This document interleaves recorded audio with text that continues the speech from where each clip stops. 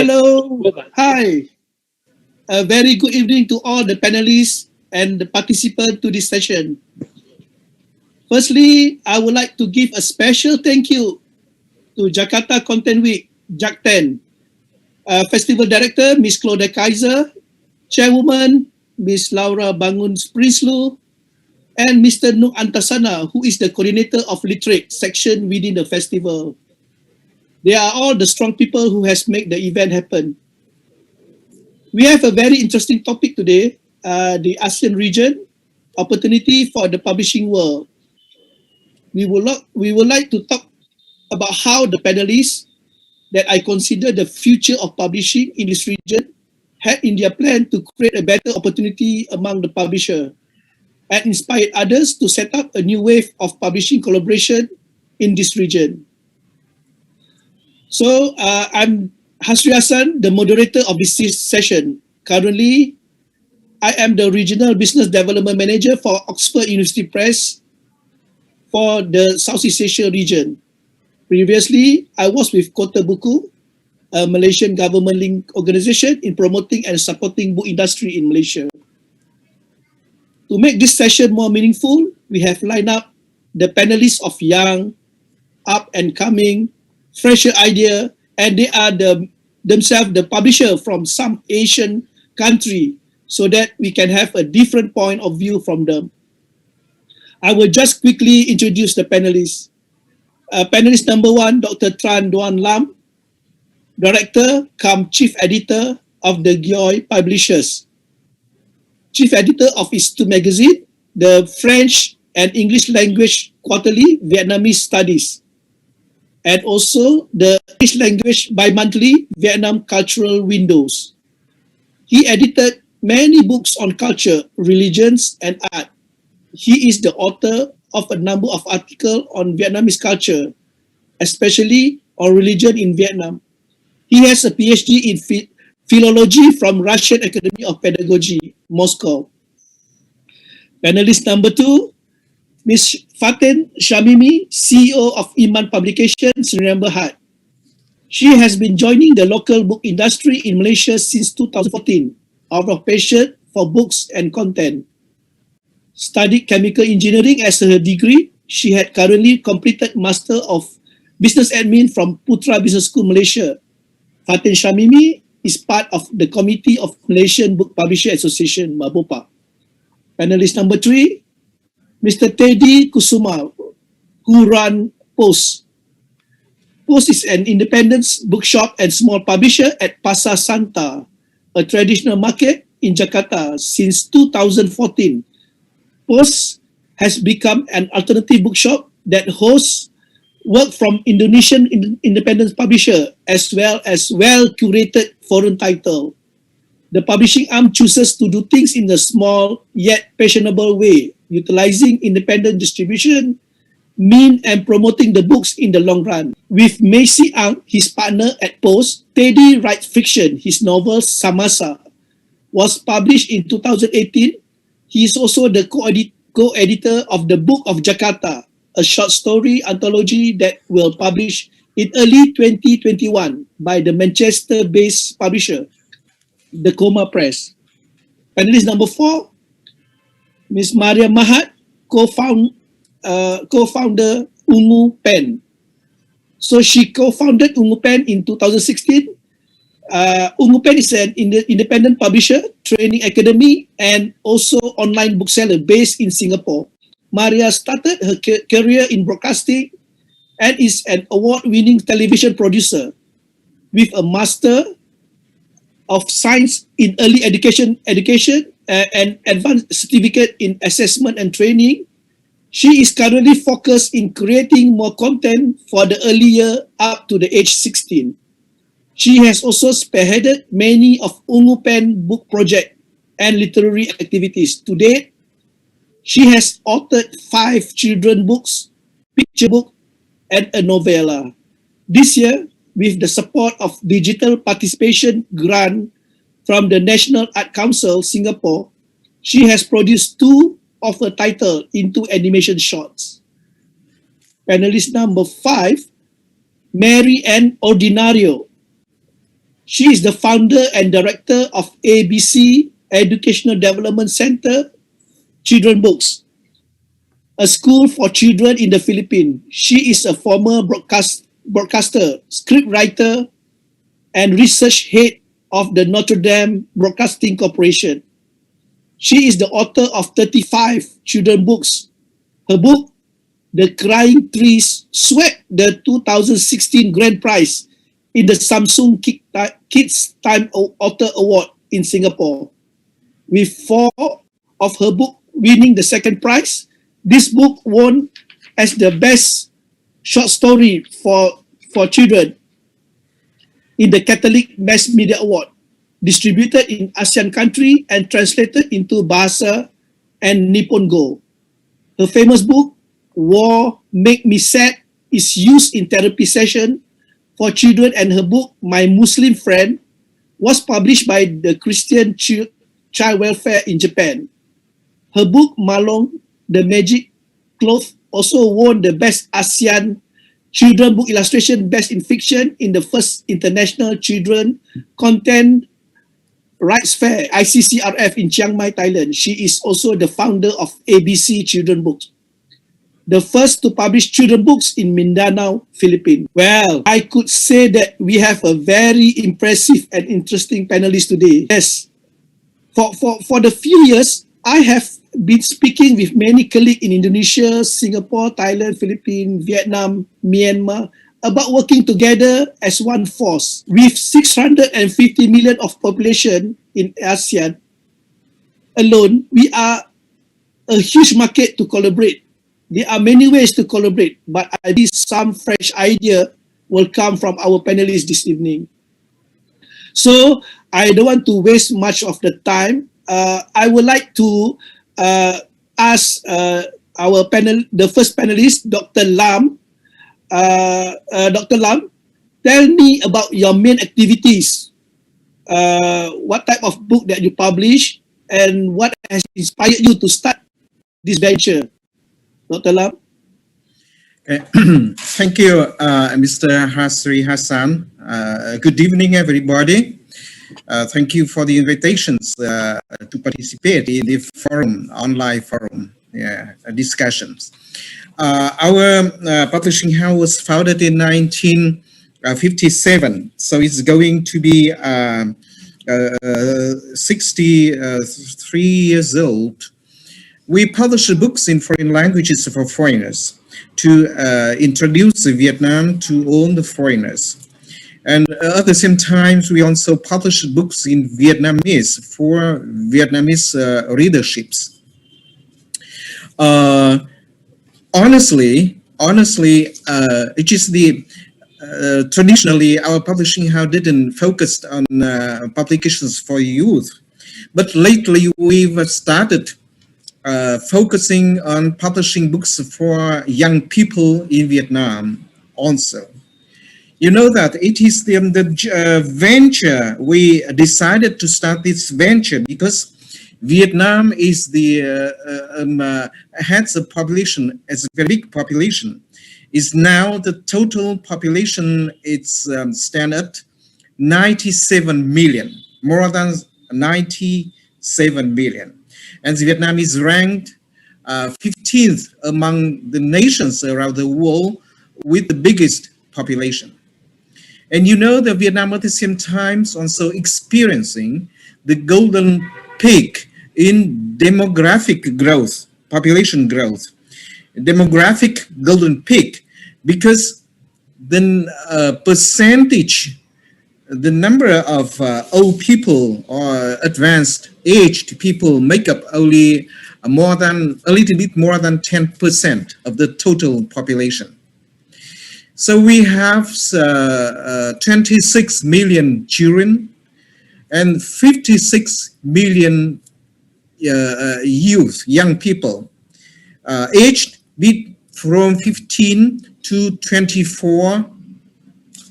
So it's just they make up to 70%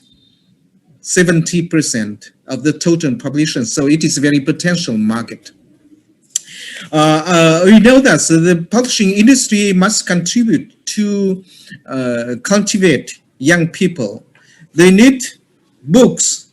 They need they need to be provided with general knowledge, with education, with vocational knowledge, life skills, and entertainment, of course. So I would say that the biggest readerships for the Vietnamese publications now are children and teenagers and young people. They are the people who frequent bookshops. They buy a lot of books. And that's why we also, our company, I mean, also decided to start this venture to publish books for young people. And we should contribute to cultivate, educate young people and to form them as good citizens in the future. The good citizen, not only for Vietnam, I think it's also for the globe, because now we are experiencing, the period of international, very deep international integrations, and that's why the Vietnamese young people also try to become global citizens. They very badly need knowledge to become such kind of citizen in the future. So I think that this is also potentialities, very big potentialities for collaborations among Asian countries. I really agree with you, because with the young nation like ASEAN, I think the children book has a very huge potential for collaboration.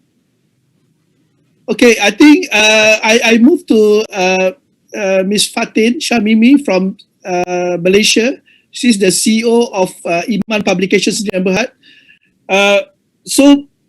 Fatin, please tell us about your main activity, your publication, and what has inspired you to start this venture. Over to you, Fatin. Right. Thank you. Thank you, Mr. Hasri, for inviting me. It is an honor for me to talk in this Jakarta Content Week, and especially with the other industry players from the ASEAN countries. So I'm Fatin from Iman Publication. As mentioned by Mr. Hasri, so I started in this industry in 2014. Basically, we initially started as a bookstore called Iman Shop Bookstore, because during that time, back then in 2012, the founder, back then Dr. Aisha, has found a gap in the market, especially people around her, in which some books are in demand, but can hardly be accessible, especially through online. So Iman Shop started mainly in online channel, and then about a year communicating with the customers and starting to understand the demand from the customer, and also engaging with the suppliers. So we decided to start a publication house instead, Iman Publication, in 2013. So I joined in 2014. Up until now, so we work very closely, the publication house and the bookshop. So we now have around 45 people in the team. And up until now, we already published about 100 titles, with probably 60 to 70 active titles. We started by focusing on youth and in Islamic and religious material, but by time we started to explore more in terms of the genre. So now we already have a number of genre. So we still our biggest customer segment is still Islamic, religious and spiritual. And we publish both language. We publish in English and in Malay language as well. We also venture into the other non-fiction. For youth, we have self-help. And we also started in fiction as well, also in English and in Malay language. And recently we started publishing historical comic. So basically, because we are both like a publication and bookstore, our main activities revolve around that. And I would say we engage a lot with customers, and we also define our customers. First, of course, the customer is those who buy and read our books, but we also define, for example, the other industry player. I mean, like the bookshops is also our customer as well. We serve the bookstores, the chain bookstores throughout Malaysia. So we have MPH, Popular Bookstore, as well as independent bookstore, since we are also an independent bookstore. So we also distribute our books to independent bookstores in Malaysia, as well as the other ASEAN countries. So we have bookstores selling our books in Brunei, Singapore, and we also have agent in Philippines. Yeah, so basically, at first, because most of us are young, I mean, around 20 to 30 to 35 years old, at first we targeted our audience as youth as well. But as we started to focus on the content and as we started to understand more of the customer, it turns out that the range of age of our customer evolved as well. So most of them is still in 20 to 35 years old, but we started to have audience beyond 30. So we have also 30 to 45 years old, and we started to have school children also because we have comic. I would say I mean, since 2014 and now, the journey is exciting, and we try our best in engaging with the customer, because for us, understanding customer is the first thing that we have to do in Iman. I mean, it's an activity that we do continuously. So we engage with the customer, we have surveys with them, we interview them in order for us to know what are the problems that they want to solve and what area of life that they want to improve, and how do we serve them through the books and the contents that we publish. We always look Iman not only as publication and bookstore, but we always see ourselves as content company. And as of now, the medium that we choose is book. So as a content company, apart from publishing books and promoting reading habits, what we believe people do want to read books. As long as the book really fulfill their needs and really talk to them, and they feel relatable to the content and the language and the authors that they use, and even the title, everything in the book, we try our best to curate them, like the title or the blurb of the book and the cover of the book, because we believe that's how we get to the real customer segment and the real audience that we have. Yeah, I think that is the best inspiration that we get, especially when you manage to touch the teenager by the content that you publish. I think that is a good move for a publisher to tackle the beginning market, that really important, so that you can create a nation of reading in the future. Thank you, Fatin. I would like to go to our third panel, Mr. Teddy Kusuma from Post. Please share with us about Post, and also what things that has inspired you to start this company, and also the bookshop, because I see many interesting story in your biodata, Mr. Teddy. Oh, I think we just lost Mr. Teddy. Okay, I think we just go to the next panelist, Miss Maria. So I know about Ungu Pen, just a little bit. I think it good that you can share with us how you started the Ungu Pen and what inspired you to start a really unique company in Singapore. Over to you, Maria. Sorry, my internet was just cut down, so Yes. I'm sorry. Right. So I continue first. Yeah, I think we let Maria continue first before we go to Teddy. Yeah, Okay, thank you. I'm sorry. Okay. no problem. Okay. Okay, thank you for having me here again. It's an honor. Okay, I usually tell people that I'm an accidental author and publisher because in 2015, I decided to leave full-time employment, and then I didn't know what to do. So I actually started to write a novella which it was playing in my head. And after I published that novel, even I didn't use my real name. I used a pen name. And after the novel was warmly received, I published another a children's book. And I would say that's how the journey accidentally happened for me as an author as well as a publisher. So again, like, why I chose Ungu Pen. Pen is actually an inspiration that I received upon doing my prayers, and the surah, or the chapter that was revealed to me was actually Surah Al-Kalam. And Kalam is actually the Arabic word for pen. And Ungu is actually purple, means purple. And so Ungu Pen is actually purple pen. And it's just that perhaps purple is my favorite color. So that was how Ungu Pen was born as an accidental author.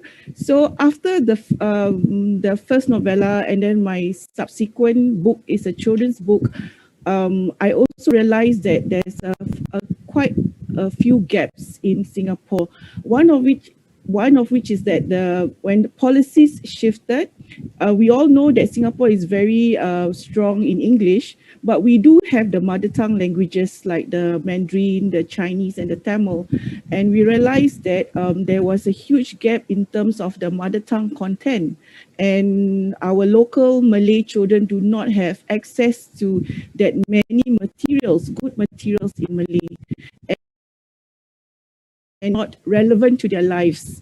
Like, we live in HDB flats, but if we import the books from Malaysia, they talk about the kampung life, which our children doesn't even know because they don't see much of kampung in Singapore anymore.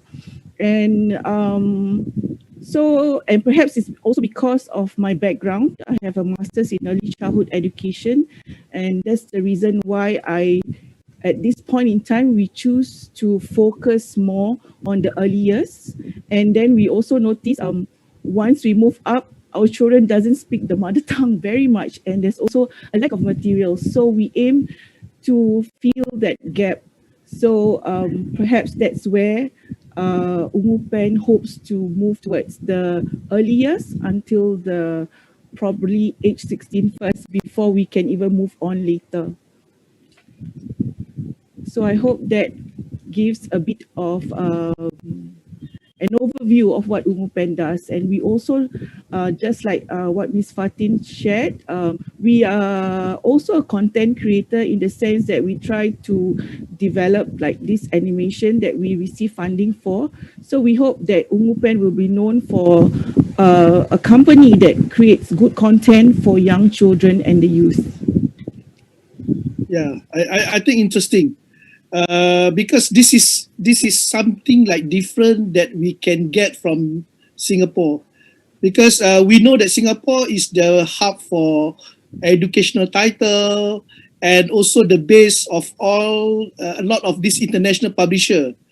But when Ungu Pen came by, I think this is the publishing house that I need to see and how it's grow, because there's a market that they will cover for now. So I think it's good, and it's great to hear from you yourself. Thank you. Okay, I think we go back to Teddy. So it's good that you're back. I know that post is also another interesting publishing house that appeared in Indonesia. So tell us about how is this company came by and what has inspired you to become the publisher and also the writer. Thank you, Asri, for having me in this exciting panel, and I'm sorry for the previous glitch that you had. And good evening, everyone connected to the talk. Hope you are well and stay healthy during this pandemic. When you ask about how do we start and maintain the small publishing house that we call POS, it is all started from the bookshop. Since 2014, POS is a bookshop in a traditional market in Jakarta that we only sell specifically books from independent publisher or small press that we think deserve a wider readership or wider audience. And mainly it is literature, fiction, poetry, non-fiction, on social issues. Basically the book that we honestly like and would love to read ourselves. So, and we chose independent presses because in Indonesia, the independent presses can be an alternative to the choices that you can find in the big bookshop or a major bookshop. Their work is and it's not only an alternative toward the major publishing house, but also to the mainstream narratives. So in the bookshop from the independent presses, you will find books about Timor-Leste freedom fighters, for example, from the time when Indonesia colonized Timor-Leste. So you will, this is something that will not be there in the major bookshop, or books about the government-supported massacre and gross human rights violation post-1965.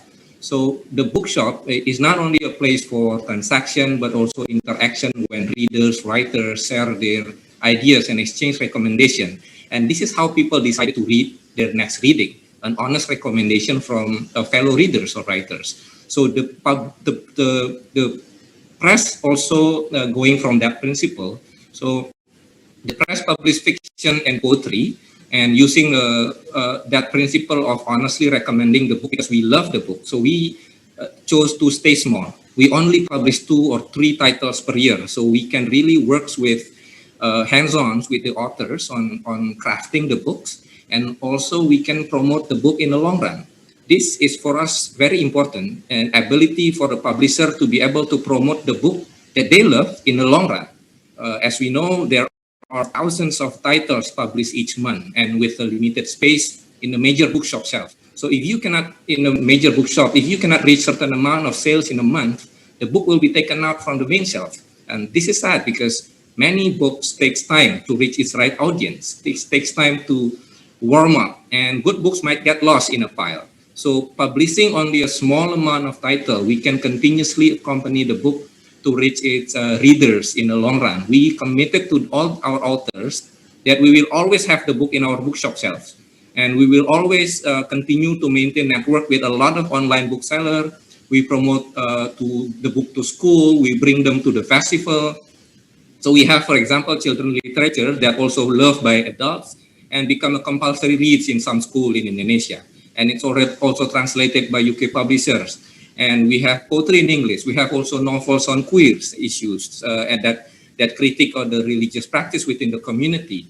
So since we truly love the books, we can promote it with pride and honest. And hopefully reader will see it too, that because people read based on recommendation. If the one that they trust the taste recommend the book, they will get it. People don't, in a year, there are thousands of books. Average readers only read like 25 or 30 books in a year. So if we can contribute to 2 or 3 books in that pile of books that they read in a year, I think that's a very high achievement for us. So I think that's it for now. Hasri, thanks. Yeah, thank you, Teddy. I think this is what will happen in many countries now. There's a statistic showing that the big bookshop already start closing. We try to find out why they close.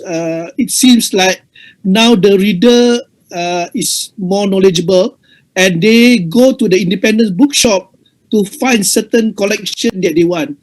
They did research before and then they come to the bookshop to buy. So I think independence bookshop is the one to go, the trend. And I really appreciate that you curated your content to your audience. I think that is the best thing to do. Okay, thank you, Teddy. Next, Miss Mary Ann. She's my old friend.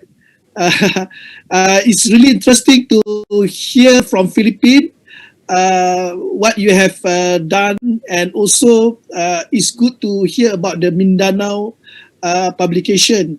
So tell us about your publishing house and what has inspired you to come to this. Over to you, Thank Marianne. you so much. Yeah, thank you so much, Asri. I'm honored to be included as a speaker in this panel. We started our publishing house focusing on children's books year 2000. That was 20 years ago. We created an organization dedicated to the goal of introducing high quality books that would promote the culture and heritage of the Filipino people. I started with a dream that my stories will be read by many children all over the world, for them to be aware about the war here in our place or about the issues that affect the children and people in Mindanao. The very reason why I was able to write one of her bestseller books, War Makes Me Sad. This is the true to life story of a child's painful experience during war. As a publisher, I learned that to be able to write a good story, you need to have that first-hand experience of the real situation. I could recall the time when I have to go to the war zone in the most critical areas just to write this book. It was a very moving experience to see children without food and shelter, dying of hunger because of war, eating raw noodles and banana peelings. I love to publish for kids because when you write or publish for children, you become their power and their voice for the things that they can speak for themselves. The books that we published were used for therapy sessions for war-torn children, and I think it was the greatest milestone. Meaning, a children's book publisher can reach out to many children who are affected by the social problems in our communities. So you will become their voice. We also published a book entitled My Muslim Friend to bridge the gap between Muslims and Christians. And this was also translated to Nippongo by the Christian Child Welfare Association in Japan and distributed to children in Japan. I think publishing and writing stories for the young provides an opportunity to share the right values to children, and we can easily get a point across to convince them on what is right and wrong. It gives meaning to what we do in life. When we teach children inside the classroom, we can only reach out for a handful because I have a school for children. So I thought that if we are just inside the classroom, we can only reach a few children. But when we write and publish books, it becomes life-changing because it can be read by so many families and children around the world. Publishers, authors, and illustrators has a profound impact on the lives and the way children view the world. Today, all our books are distributed in more than 100 bookstores all over the Philippines. Thank you. Thank you, Marianne. What very inspired story, especially when you manage to reach the children directly with your school. Because I always watching how you reach out by having your own school, then teach your children on how to. The content from the book really impact the children. So you have done a good job there in Philippines. So I think we have a very good stories from many sides of ASEAN. But the next question that I want to ask is actually how we want to come together under one platform. I mean, where we can work together and to penetrate the market together, because as I mentioned just now, we have 650 million of people in ASEAN. So it's good if we all the publisher will be able to come and on board into a single platform where we can work together. I think some of our panelists have the idea. I think I will go to Dr. Lam again. Dr. Lam, what is your inspiration for the opportunity in working together as one ASEAN? And if you have any suggestion. I think that there is much Dr. Lam. room. There is much room for cooperations among the ASEAN members countries. This means that there is much room for cooperations among the publishing industries in the region. Because we know that we are now building the ASEAN community, which is based on 3 pillars: political security, the second economic, and the third culture and society. And just publishing industry publishing business belong to the third pillar of the ASEAN community. So it is according to statistics, for Vietnam, for example, last year we imported up to 38 million copies of books, and we exported only for 421,000 copies to other countries. So that means there is an imbalance between the imports and export. The imports and export value in the major part of imported books are educational books. So it is the huge need for the Vietnamese market concerning the educational books. My suggestions as follows. I would suggest that we should promote the role of mini book fairs. Mini book fairs may be between the 2 parties, bilateral or multilateral, maybe regional or international. But the book fairs, mini book fairs, should be accompanied with sort of exchanging research trips for people who are engaged in the publishing industry of ASEAN member countries to have chances or to have opportunities to go to the other countries to examine the publishing or the book market on site. It is good. And I think that we should establish a sort of, I don't know, just what name we can give it, but the mechanism, sort of fund, ASEAN fund for translating books. Because such kind of fund would make it possible for us to gather forces, to gather people in the publishing industries of the ASEAN member countries, and together and to have big meaning projects on translations of books from one country to the language of other countries. And I think over the time we can see that the collaborations in the publishing industry has not been only limited to some countries. And the limit, the number of books translated from other countries, from languages of other ASEAN member countries into Vietnamese is still modest.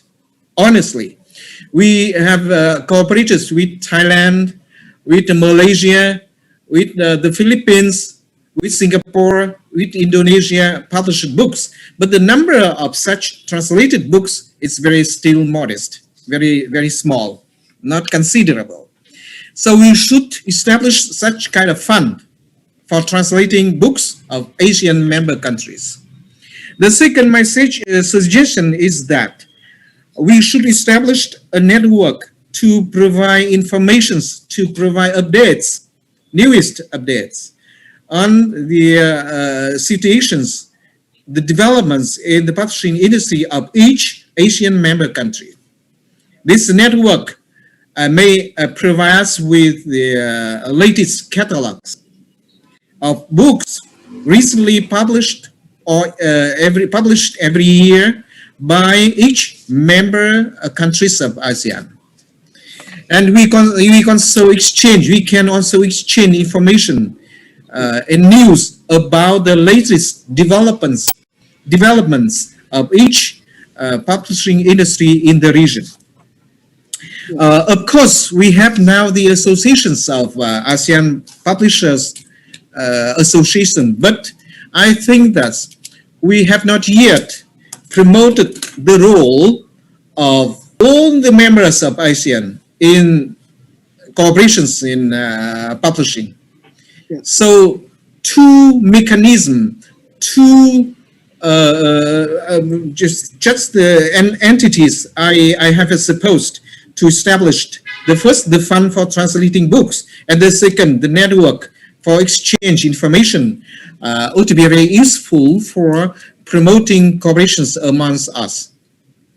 Yeah, I think that is in line with what I have in mind, where we should have one business platform to be set up to realize this idea, and also effort as a financial assistant, such as ASEAN translation funding to kickstart the project.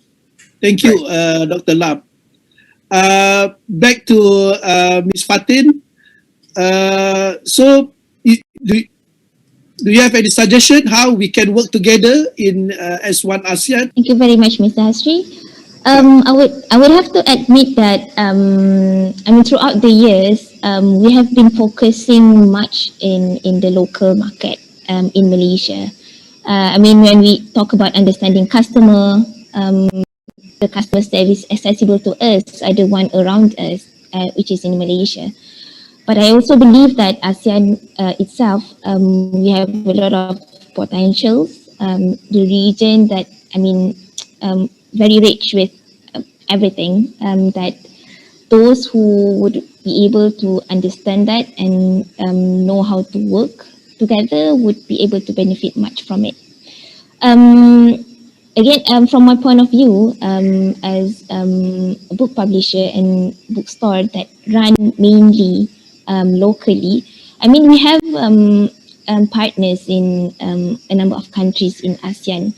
So in terms of market development, it's easier if we as publishers or bookstores have similar market in different countries in ASEAN. For example, and of course from the language as well, since we publish in English, and we have similar markets, especially those who are looking for Islamic and spiritual books in countries like, and those who prefer to read English apart from their own mother tongue language, like Singapore, Brunei, and Philippines. So it's quite straightforward for us to do market development to the countries in that sense. Which I look forward to if we can do that as well in the other countries in ASEAN. But the thing that I would appreciate more in terms of promoting collaborations between industry players in ASEAN regions would be, especially for new publisher, I would say consider new industry players like me. I really appreciate the opportunities and the space to really engage with the other publishers and the other industry players like this session, because I believe in real engagement and networking, because without that we wouldn't be able to understand the needs of each other and the needs of market from the other side of from the other countries. So thanks to the sessions like this, for example, I would be able to understand. Of course, I would be able to read it from the internet or elsewhere, but from this kind of session, I would be able to understand. And I would, it's interesting to see how similar we are. In terms of the love of books and the desire to widen the readership and to make sure that good books really reach the audience. And I look forward to engage more with the other industry players so that and I believe that that kind of engagement and networking experience and best practices sharing would be able to benefit most of us in one way or another. I mean, to be able to apply that in our own countries, and the better way is if you could really like develop the market throughout the country. So I would say sessions like this would be really helpful because else, like publishers like me who are really focused on the local markets, and probably if I would say probably 5 or 10% of our activities that we look beyond the Malaysia market, especially opportunities for copyright trading and else. Apart from that, we are more focused on local. So yeah. Yeah, I really agree with you on this because even though we have a similar story that we can relate to each other, I think the dialogue like this should be done more frequently so that we can share and also to take cue from each other. So thank you, Fatin. We go to Mr. Teddy. Bapak Teddy, so how you have any good suggestion for us in ASEAN how we can work together in the future? Thank you, Hasri. Some of the very exciting suggestion was actually being laid out by Dr. Don and Fatin previously, because it is a sad fact that actually that we in Southeast Asia, we don't read each other that much, even though the readers' curiosity now is mainly somehow on writers from faraway land, the US, Europe, Japan, Latin America. So, but actually the opportunity is there because now readers are started to want to diversify its reading. So the reading of the reading of white male authors, it was a reading of the past. Now people want to read writers of colors, women writers, queer poetry, etc. So in terms of the curiosity of the readers is actually already there. So the opportunity is there, but now the question is how do we reach that that opportunity? That's the main questions, because the opportunity is already there now. Now then it is related to the cooperation, like what Dr. Doan Lams mentioned previously, the joint translation fund or initiative among networks, or fostering the networks like this is something that is very, very important. But above all, also we among publishing house that can start the dialogue. We know who publishing house in the Philippines or Vietnam that have the same ideology as us or the same taste in the type of literature that we have. So we can actually start the communication, the discussion. Like us, I also have some of a joint cooperation with the publishing house in the UK, for example. That now that I'm editing some of the anthology of a Jakarta book that will be published in the UK. So and then I buy the right to also publish it in Indonesia and Jakarta. So this is also already a cooperation among two independent publishing house that can be fostered through such kind of initiative. So and also there are some initiative that can be done, like the Math Paper Press in Singapore. I understand that once they publish a short story anthology among three of writers in three Southeast Asian countries, and such kind of an initiative can also be done. Couple of a publishing house. This is the writers, we translate it, and then we publish it in each of our country in an English version. So we can also cooperate on the printing cooperation. So we do not have to tackle the logistic cost of I have to get it from outside so we can sell it better. So that kind of an initiative can also be nurtured through some kind of networking among publishing houses. I think that is really a good idea, Mr. Teddy, because you mentioned about the curation, because we always receive from one side, from the Western. So now I think it's matter of time that we curate all our stories, local stories, into one project, and then we can really put it into the international market together. And also the collaboration among the publisher, that is the good idea. Maria, any idea from Singapore that we can learn from you? Okay, I think if I could say, most of them have said good points. COVID pushes us to do this digital networking, and I hope that this kind of platform could be done on a regular basis instead of just at this period of time, that we could bring authors together, illustrators, designers, translators, and most importantly, funding agencies, right? Because as small independent publisher, we are sometimes struggling with funds. And also, I think from Singapore, one of our challenges is the exchange rate. So if we could work with many partners from the ASEAN region, yeah, why not? And also, like, I would like to bring an example about this book, which is written by our panelist here, Mary Ann. And I got this book because I think what is interesting is that Malong is actually called sarong in Malay in Singapore, and the sarong or Malong is also called by a different name in the other ASEAN region.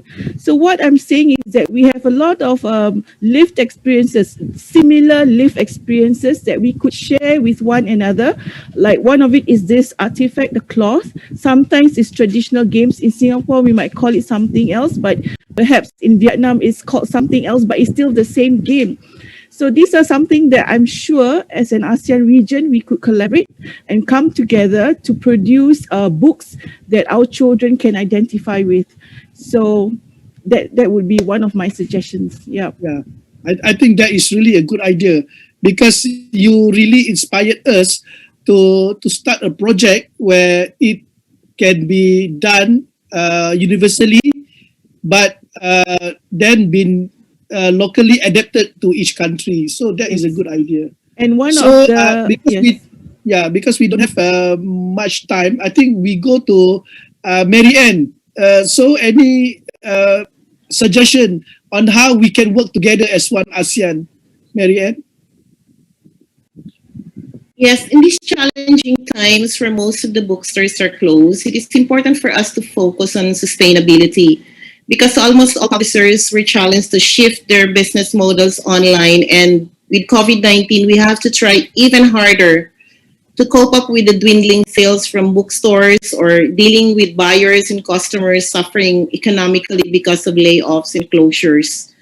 Today, we can never depend on the old ways of doing business. Everything has changed drastically, and we have to take a different approach to survive.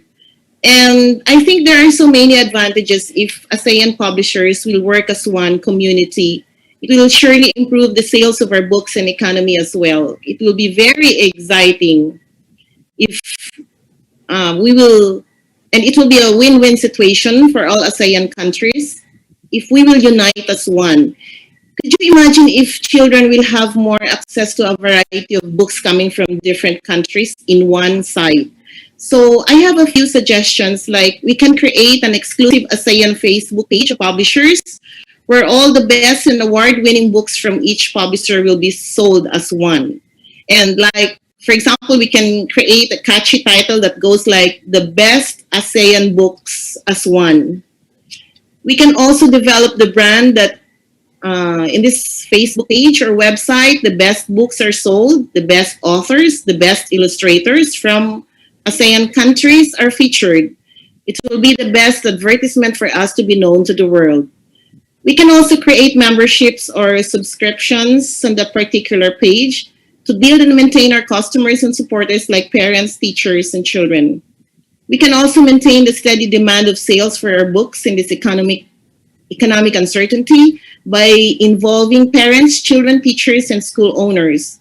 We can do this, Hasri, by creating online events. So for me, I suggest that each country will present an author or illustrator or launch a new book, meaning there will be a special presentation every week. It will revolve in each country. Like, for example, this week we'll have a presentation from Singapore. Next week we will have Vietnam. So there will be a specific schedule for each country. This is also a way of advertising our ASEAN books. We can also create Zoom webinars to invite more people. Each country can also ask for government support and subsidies to help this project of ASEAN countries working as one during this coronavirus crisis, a solution for the book industry to survive. But of course, I also suggest that first and foremost, we have to create an organization and officers on ASEAN Publishers Online for this program to become a success. That's it. Yeah, thank you. I think that is a good idea. I think even though we have, like what Dr. Lam mentioned, we have a publisher association at the ASEAN level. But I think this should be also been driven by the private, by the group of publisher who can really come forward to work together. So my last take this is that ASEAN publisher and content maker must collaborate in this new normal. Second, there should be one business platform to set up to realize the idea. And third, we should have the concerted effort to be strategized from the perspective of digital platform together.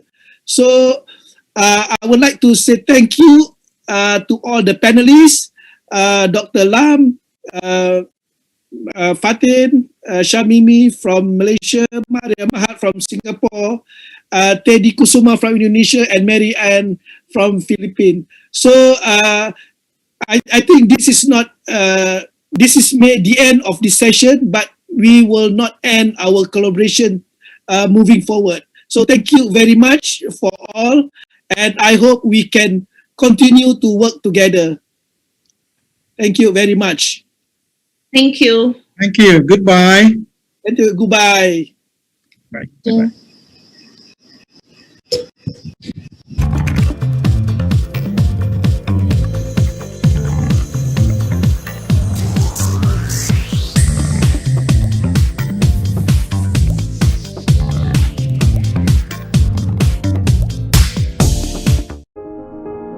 Mengawali hari dengan informasi terkini, menjadi sumber referensi dan inspirasi di setiap aktivitas.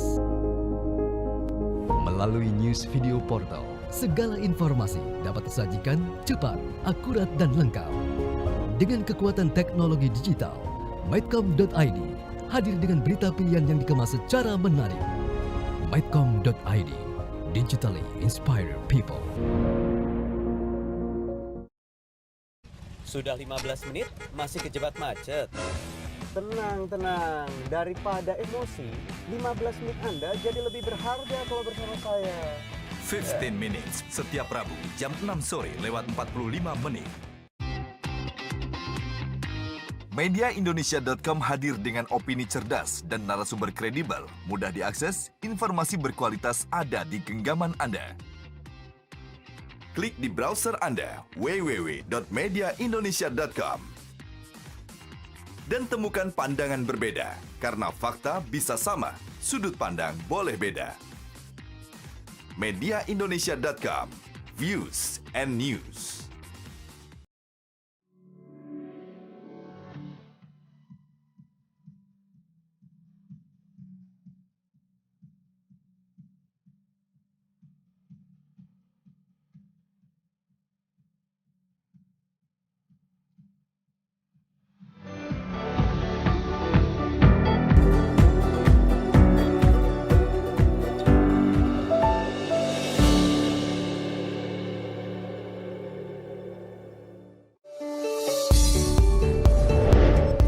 Dalam setiap denyut kota, saya selalu menjadi saksinya.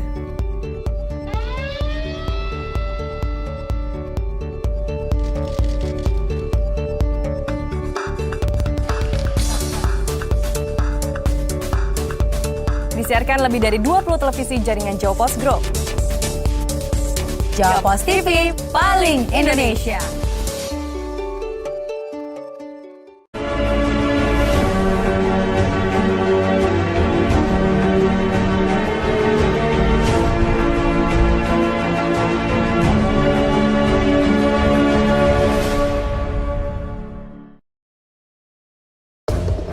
Kebebasan pers dan gelombang era digital menghadirkan ribuan bahkan jutaan informasi dan data setiap harinya. Beragam data dan informasi berserak di berbagai tempat seiring dengan perubahan dunia yang bergerak begitu cepat. Media-media baru pun bermunculan, namun kualitas informasi seolah tak lagi menjadi prioritas. Bahkan tak sedikit yang abai pada etika jurnalisme.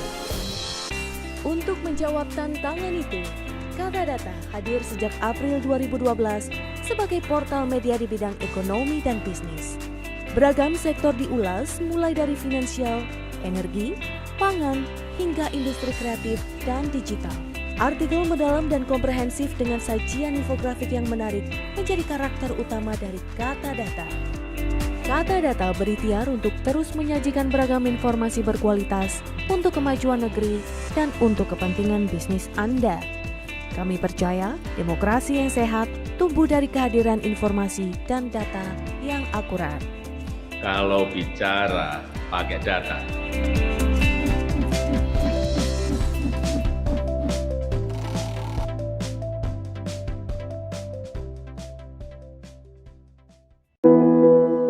Hidup terlalu pendek untuk membiarkan pemikiran-pemikiranmu, ide-idemu terdiam begitu saja.